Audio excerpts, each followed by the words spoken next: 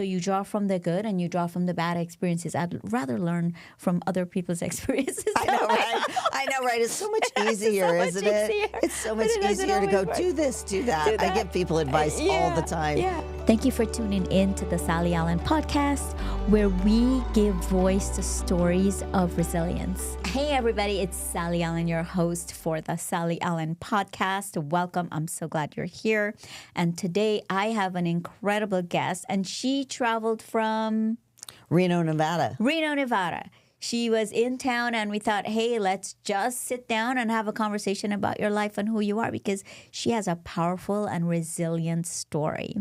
She is the best-selling author, Sandra James, the best-selling author of Don't Tell Me I Can't, The Journey of Farm Girl to CEO. She also owns and operates and is the CEO of a private eye company, private eye screening group, and just celebrated her 25th anniversary. Guys, her story is incredible. You have to hear this story and how she got to where she is today. Sandra James, welcome to the Sally Allen podcast. Thanks, Sally. Yeah, I am so thrilled that you were here. And it was just so fun that you were in town. I don't like doing Zoom. If I have to, I do. But when I heard you were here, I was so excited to have you on the podcast. So welcome. Well, thank you for having me, Sally. I'm very excited to be here to talk to you about my journey. Yeah. Well, you shared a little bit of your story with me, and it was so incredible. Well, let's talk about how we met. Suzanne, let's give her kudos. Yes. Suzanne introduced Prominence us. Publishing. Prominence Publishing. Yes. Introduced us, and she said, oh my gosh, this woman has such a powerful story. She needs to be on your podcast. And I'm always a sucker for a powerful story. So I'm like, okay, let's go. Right. And Suzanne is phenomenal. She did help me be a bestseller on Amazon, hot new release and top new release. So Wow. I'm really grateful. She did a phenomenal job for us. Yes. So big shout out to Suzanne. I won't let my secret out yet. I do have a secret. But Yes, you do, huh? An upcoming secret, huh? an upcoming secret, but I won't let it out. Yeah, I almost did, but that will be announced later. But yeah, so welcome. One of the reasons why you're here is that I was captured by the title of your book, Farm Girl to CEO, and I was also captivated by you having a private what's a screening business for 25 years. Yes. And you went through a lot to get there. Exactly. And Yeah. the reason I wrote the book, Sally, is I wanted to provide hope and inspiration to people, regardless of what challenge they were going through.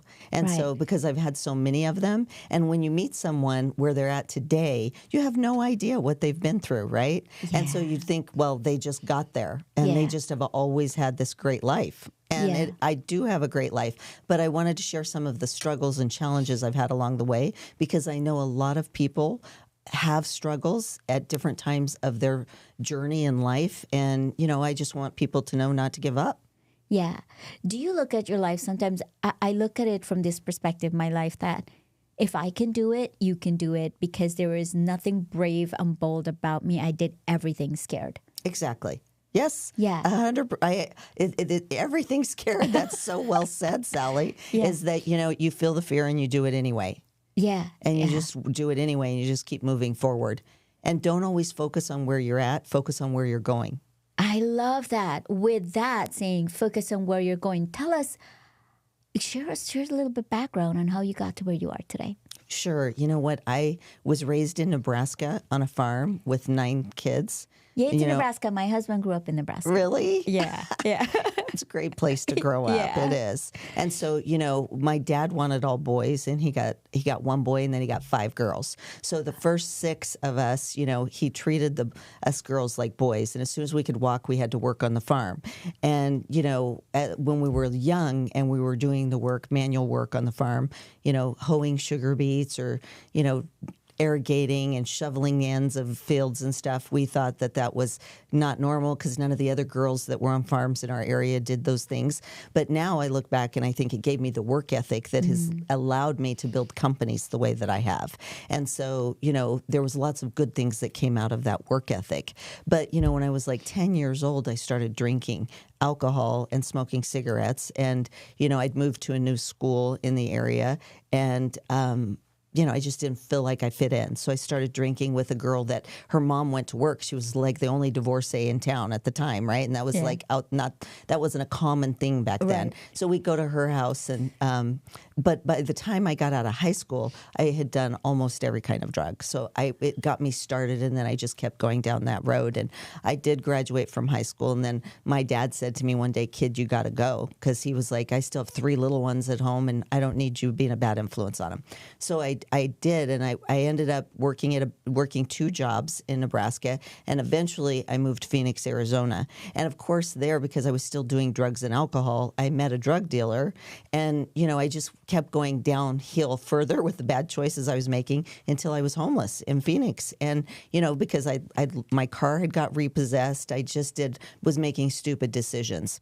And so I finally got sober. I moved in with someone, and her mom took us to a meeting, and it was my first NA meeting or CA meeting, and that was the start of my sobriety journey. It didn't happen right away. I relapsed a few times and stuff, but I finally got sober, and after being sober for just a year, I started my first company, which I built into a multi-million-dollar business and then sold. So hang on. Let's unpack some of that. That's a lot. That is a lot, huh? That's a lot to go through, and you just shot through that in 2 minutes. I know, right? There's so much to unpack. That's why I wrote a book about it. I was like, it has been a wild ride. Let's unpack this in the book. But let's unpack some of it here. You started at 10 years old. You started drinking 10 years. What drove you to drink? Because we have all sorts of people listening to this. And what are some of the signs they look out for their kids when you're getting into that? What are some of the signs? Like, why did you start at 10 years old? Well, I looking back now, I see that it was some things that happened, from when I was little, and things that, intuitively as a child, when things are wrong or not right. And so, but those things had an impact on how I felt about myself. And at the time, I didn't know that that's why I started drinking, but I was doing it to try to fit in. And so that's what started the first time I started drinking. I just didn't feel like I fit in. With 9 kids, we didn't have a lot of money. So we had hand-me-downs. We all wore the same thing to school, the same haircut. My mom cut our hair, things like that. And so we had pixies at one time. I look back. And then we all had long hair and stuff. So we did the same things. But, I just didn't feel like I fit in. And we had moved because my dad went bankrupt and we had lost the farm. So we moved to a new town, and I didn't feel like I fit in. So that's the biggest thing about why I believe that I started. And, we all have our interpretation of whatever happens. So, for example, there was 5 girls in this little farmhouse. It was a 2-bedroom farmhouse when I was a little girl in Torrington, Wyoming. And that's when my dad went bankrupt the first time. And I thought I was special. My perspective at that time was that I was special because I had a twin bed, and this is what I remember, my perspective of that time. And my sisters were in bunk beds. And so I thought, well, I don't have anybody atop of me or below me, so I'm special, right? And later, years later, I buy this beautiful home in Reno, and so my sisters are there. My husband's saying, oh, yeah, Sandra told me the story about when she felt really special because she was in the room and she had her twin bed. And my sister started laughing, and they said, she was in the closet. And so life is really perspective, right? Because at that young age, I was probably 5, 6, 7 years old at that time. And I made a decision to interpret that I was I still to this day don't remember there were clothes hanging over me. So life is really perspective, right? Yeah. And so, as a young girl that was, developing and everything, and I just think, as you turn 10, 11, 12, and your body starts to change and everything, I didn't feel like I fit in or I belonged.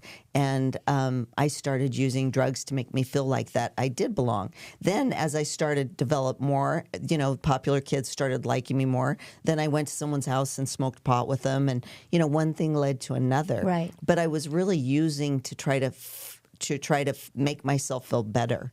And I didn't know that, when you're using. And then the problem is with drugs and alcohol is the more you use it, the less you react to it the same. So you don't get that same high, and you're kind of always chasing that, right? Yeah, And so, and I didn't realize that till I was sober for a long time, why I was doing the things I was.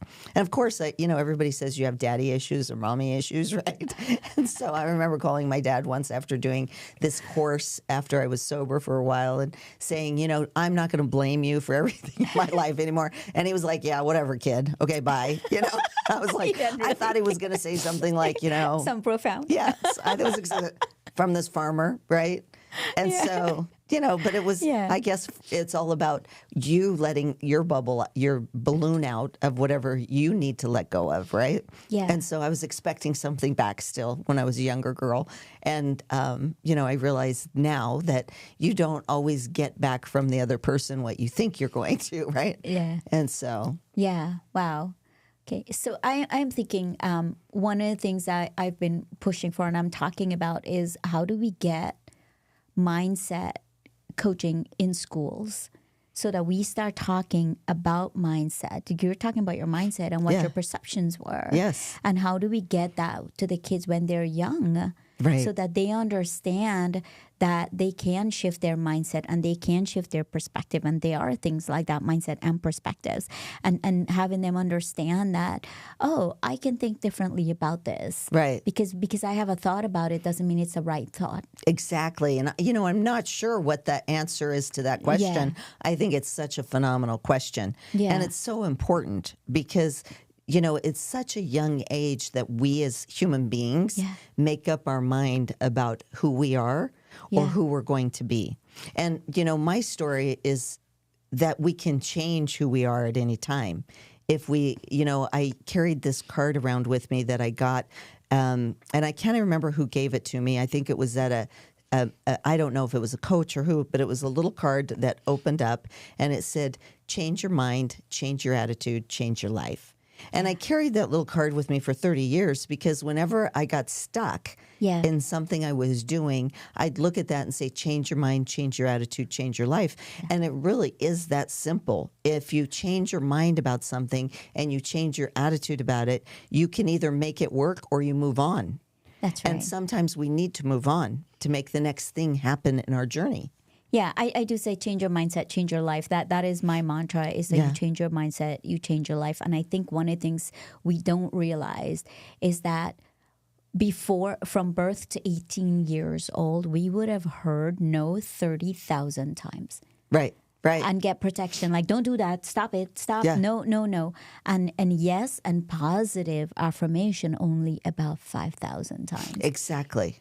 Yeah, no wonder we're programmed the way we are. Our brain is trying to tell us, like, protect us. Right. Like, no, don't do that. That's too risky. That's not safe. And it's always trying to protect us. Exactly. Yeah. But the good segue is change your mindset, change your attitude, change your life.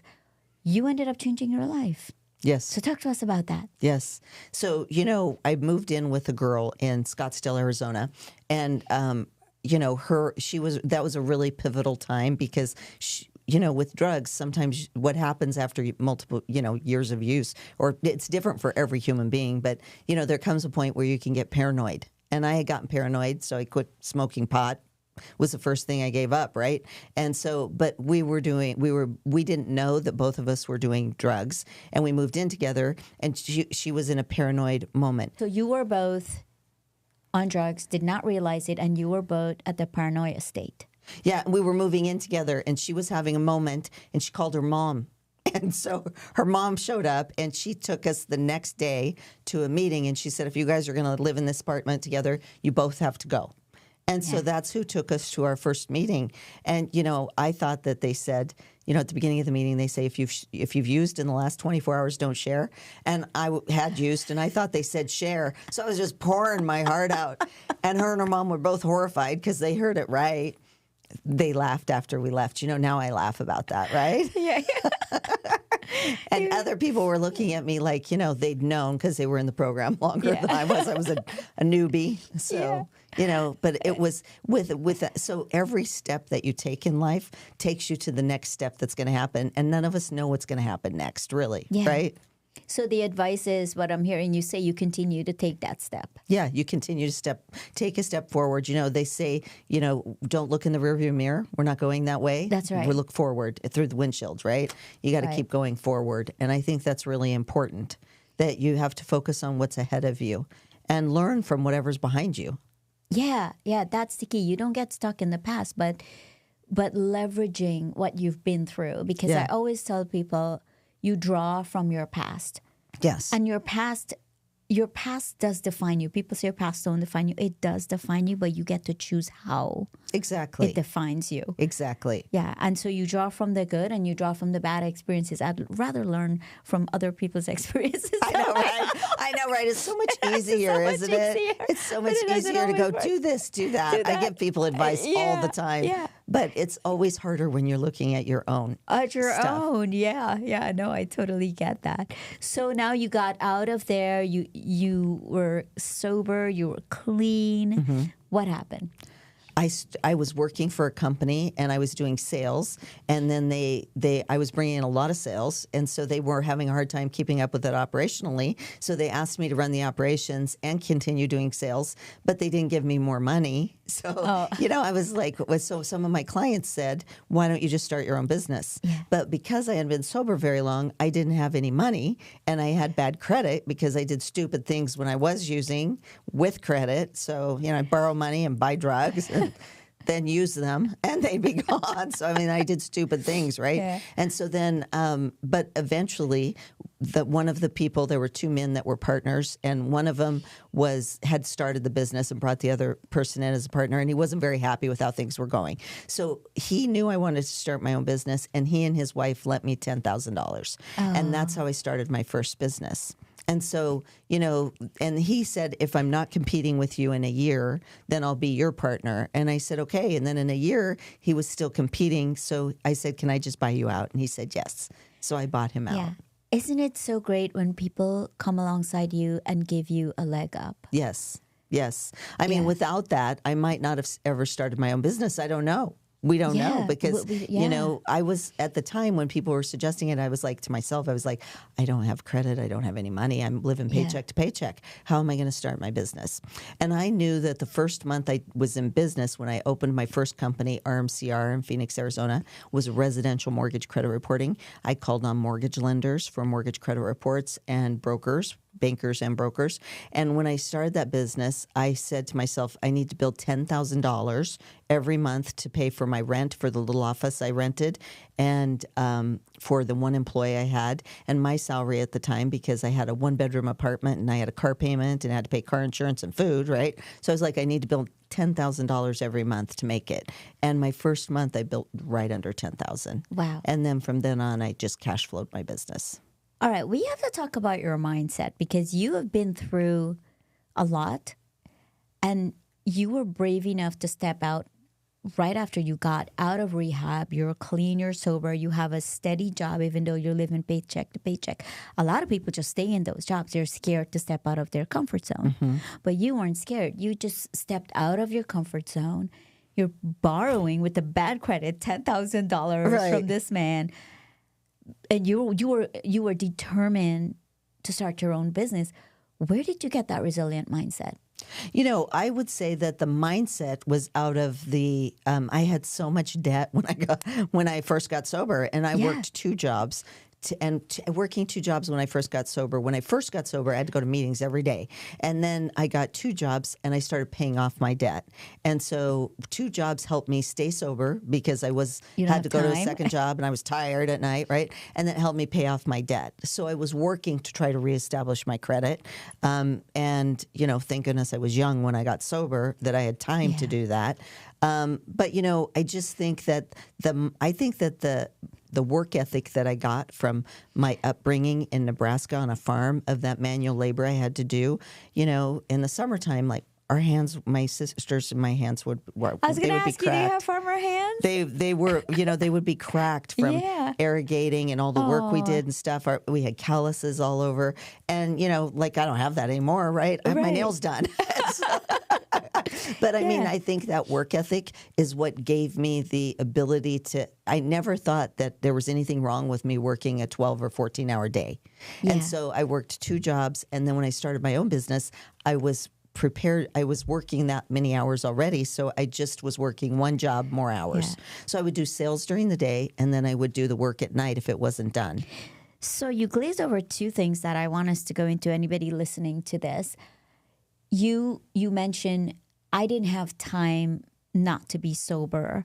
I think it's so crucial. You touch on something really crucial there, that if you're struggling with alcoholism, that share with us like what you did to not, Yeah. to stay sober. Well, 2 things is that, part of the cycle of addiction of whatever it is, then I think that is, the habit of getting into using, you start thinking about it every day, and this, and that. So if you're keeping yourself busy with something else, whether it's going to the gym and working out or doing what I did, I chose to work. Some people would say I was a workaholic, but I've built a beautiful life out of the work I've done, and I've created a future for other people too. So I don't feel bad about that addiction, right? Yeah. And so, but I think that keeping your time occupied with something that's healthier, whether it's the gym or working or something, and volunteering. I started to volunteer shortly after I got sober. Someone connected me to a group called Phoenix Youth at Risk. And I became a committed partner to a young man that was 13 years old.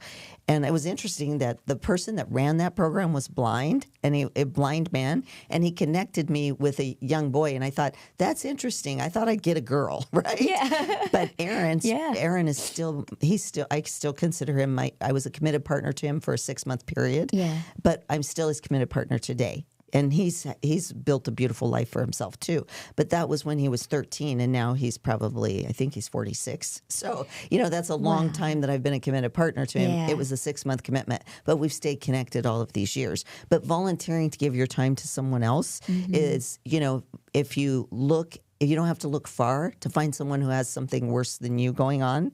And if you volunteer and you try to give back to other people, then that makes a difference too. So I think what you focus on. That's what I was going to say. You take your focus off of yourself, Yes. right, and you help other people. It feels good. Yes. Yeah, exactly. and it does something to the brain. Yes. I'm not the brain expert, but I know it does something to the brain that makes you feel good, and then you want to do more. Exactly. Yeah. And, it takes you back to being grateful for what you have, whatever it is. I remember, when I first started my first business, I remember I couldn't go back to Nebraska for Christmas to see my family because I was too busy at work. And I adopted a family, and, I lived in trailers when I first moved out from Nebraska, from the farm and stuff. But I adopted a family that didn't have anything for Christmas, and I took them food and stuff. And I wasn't making a lot of money back then, but I did that, and doing things like that made me feel better about myself. And so I thought I was doing it for the other people when I was younger, but it really does something for you when you're giving to other people. And so, it's something as I've matured in life, and continued to grow that, I just try to do more of, because it makes my life fuller. Yeah, and then I want to touch on your work ethic, because while, it didn't seem like a big deal working on the farm, your dad, by, making you guys do the work, just instilled that high work ethic in you. You're talking to parents about this. What would you say to them, like regarding their children? Because we've seen some work ethic in the workplace these days, and I don't know if you I hire all different generations of people. And you've seen the issues we're having, right? How would you address that? I think that it's really important, regardless of what economic status you're in, that you teach your kids to fish. You teach your kids to work. And so, my boys I raised them in California mostly. I was going back and forth between Nevada and the Bay Area. But they both worked during high school. I said, if you're going to be involved in sports activities or school activities, great. If you're not, you have to have a job. You can't just come home and play video games. And they both worked, and they're both self-sufficient now in their early 20s. And so, I think that it's important that we teach. I always told my kids, as human beings, regardless of where we live in the world, we need shelter, we need food, and we need transportation. Because you're most of the time going to have to get somewhere to do work. And, health insurance is a benefit but it's not a must have. But you need those other things to live no matter where in the world you want to live. And it doesn't matter if you're a boy or a girl. But once you can support yourself and provide those things for yourself, no one can ever take that from you. That's right. Whether you're a boy or girl, whether you're college educated or not, which I'm not. So, it doesn't matter. But once you have that skill set, you can do it. No one can ever take that from someone. And everybody should have that experience, regardless of how much economic status you have from your parents. That's Every right. child should have that. As an adult, I started driving around 35. My ex-husband wouldn't let me drive. Really? I was in an arranged marriage and he wouldn't let me drive. I started driving at 35, so I can tell you the freedom that comes with it.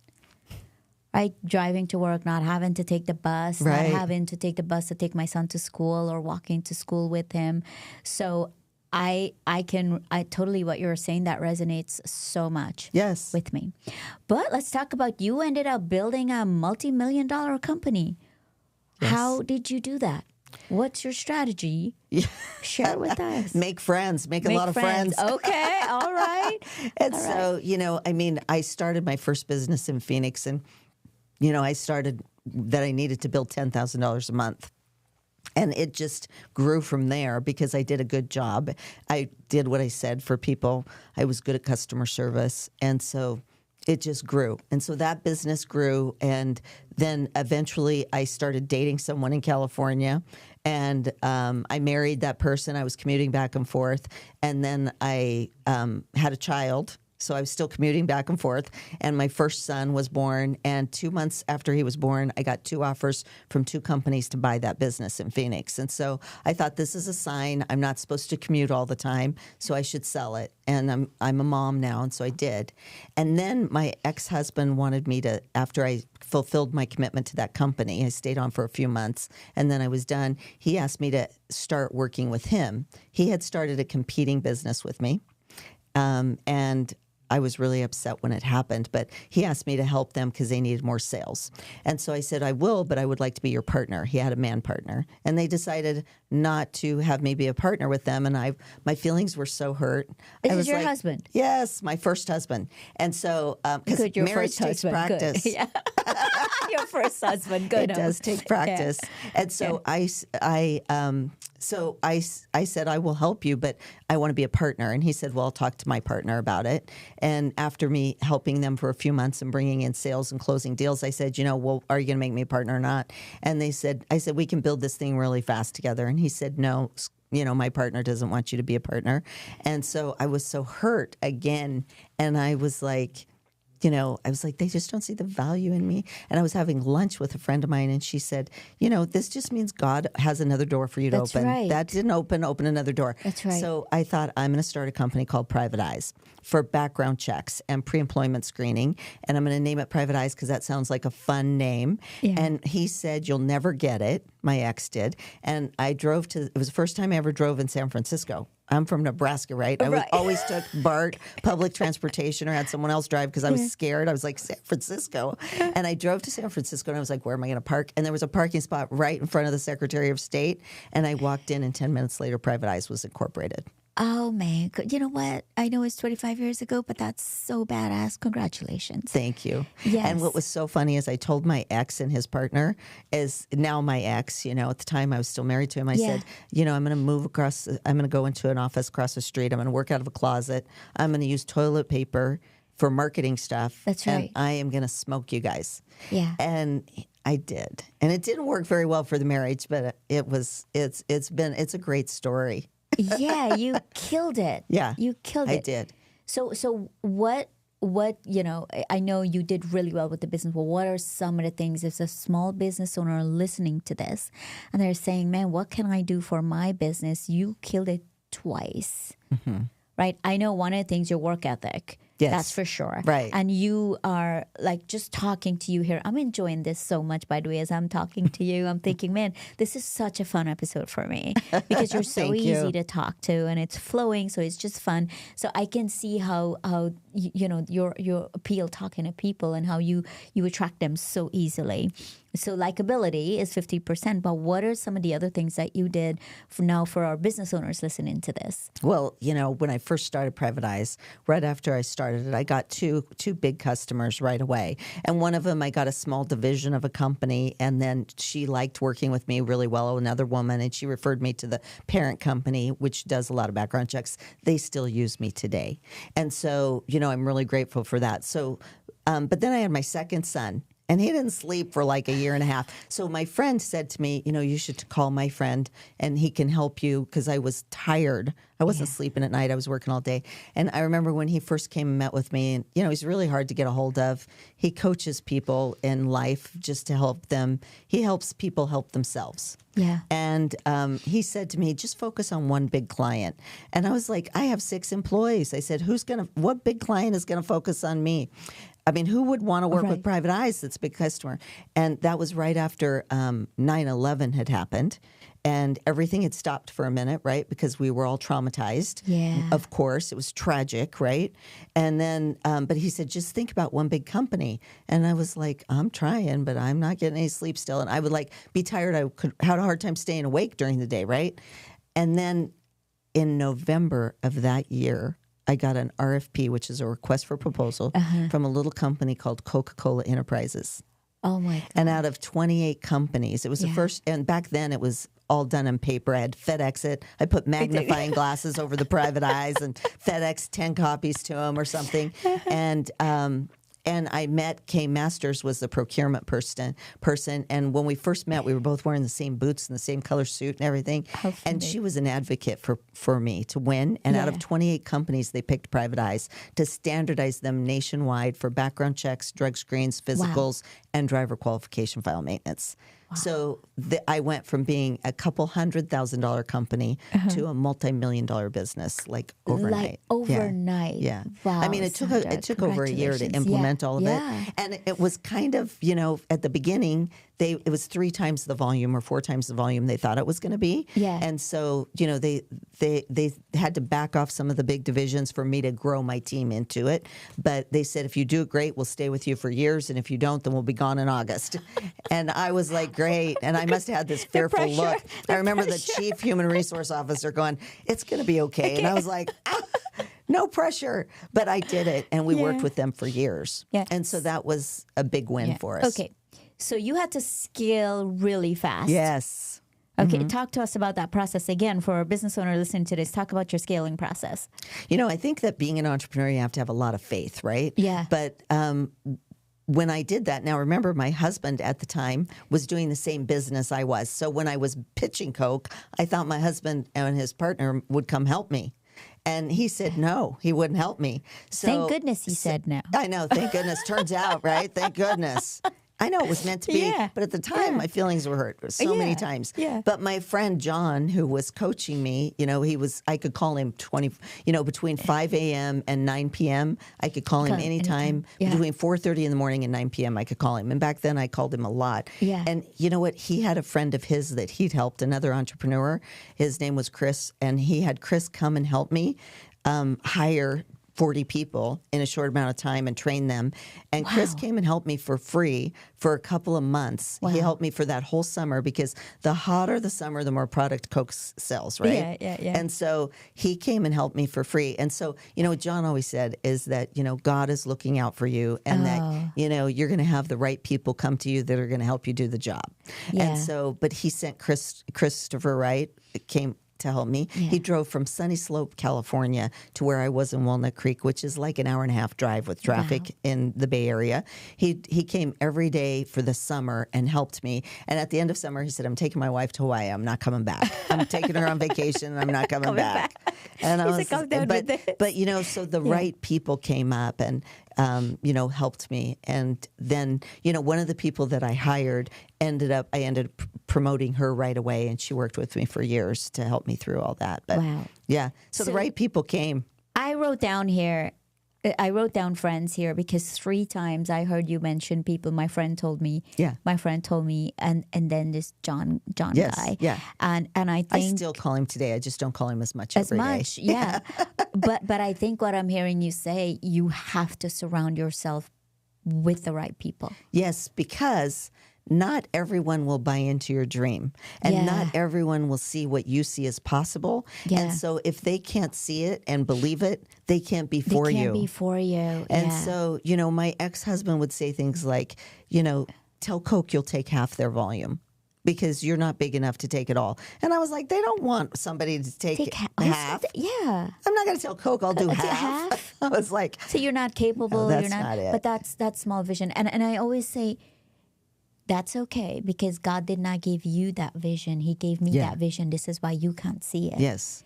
So I'm glad you just, you stuck to that. Like, God gave me a big vision. Yeah, You just can't see it. Yes. And you ran with that vision. So how many employees do you have today?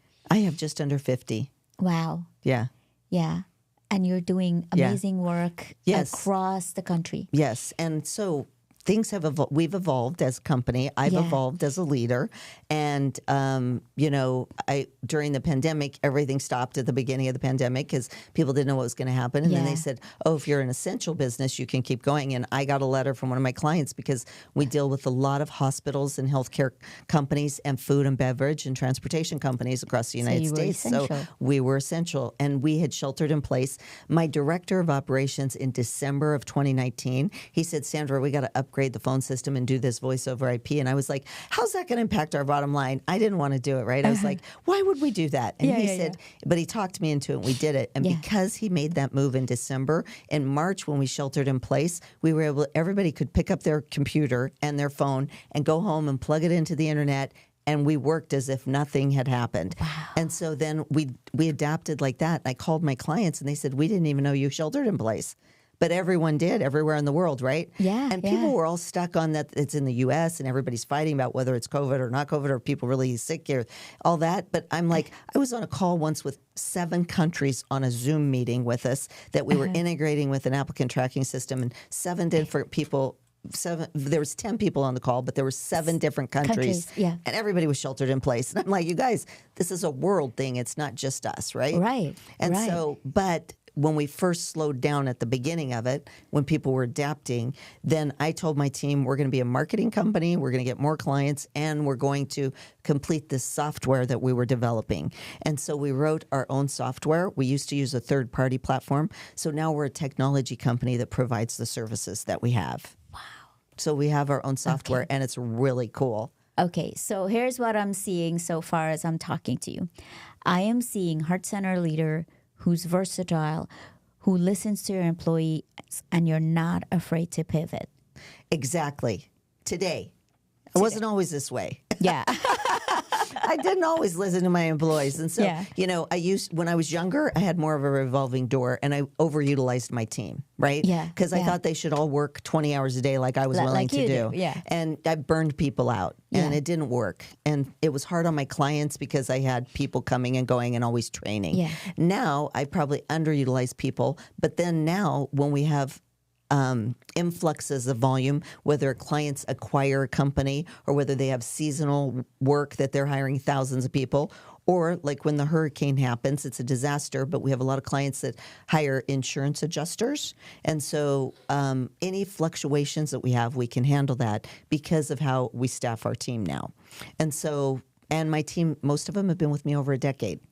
Okay, that's good. Longevity is good. Yeah. So share with us a couple of points for leaders listening now, how you're keeping your employees long.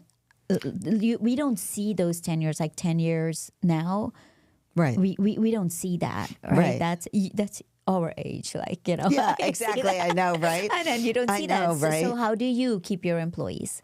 You know what? I think that it's about one of the things that I think I do really well is I'm optimistic in spite of whatever challenge we have, and I continue to provide stability and growth for them. Mm-hmm. So, I've been self-employed now since 1989. Wow. I'm saying that because a girl should never give her weight, her age, or her income, right? And so I'm kind of going, how long?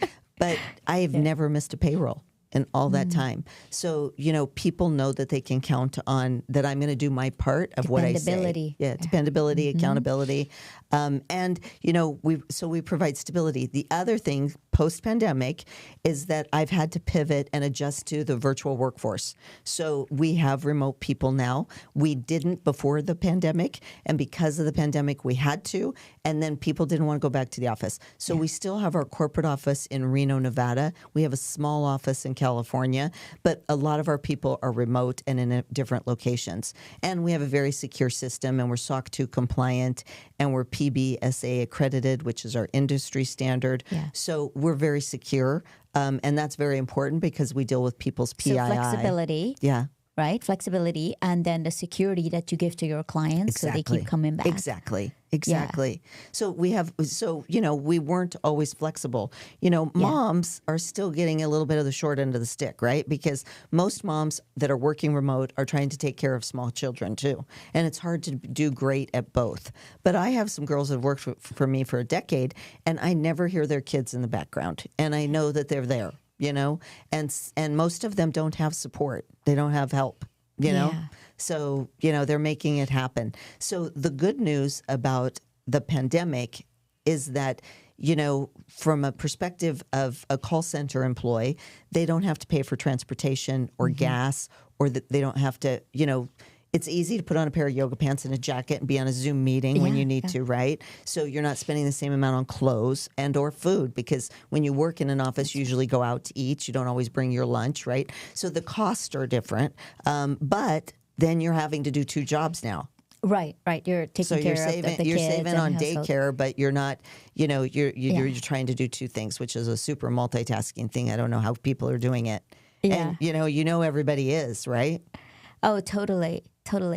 But I love that you give that flexibility, because a lot of companies now are bringing their employees back to work full time, and they don't want to come back full time. Right. They want to have that option. Exactly. In Reno, it's a little bit easier than the Bay Area. In the Bay Area, I had people who were driving an hour and a half each way.